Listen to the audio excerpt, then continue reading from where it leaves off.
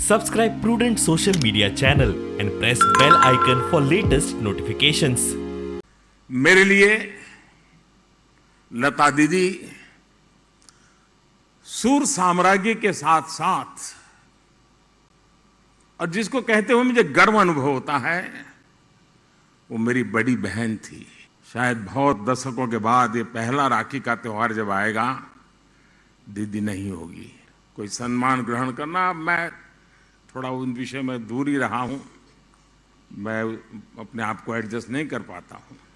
लेकिन पुरस्कार जब लता दीदी जैसी बड़ी बहन के नाम से हो तो ये मेरे लिए उनके अपनत्व और मंगेशकर परिवार का मुझ पर जो हक है उसके कारण मेरा यहां आना एक प्रकार से मेरा दायित्व बन जाता है। इस पुरस्कार को सभी देशवासियों के लिए समर्पित करता हूं। जिस तरह लता दीदी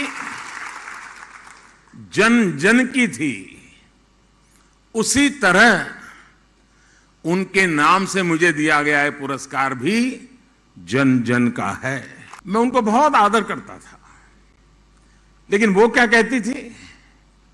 वो हमेशा कहती थी मनुष्य अपनी उम्र से नहीं अपने कार्य से बड़ा होता है। जो देश के लिए जितना करे वो उतना ही बड़ा है।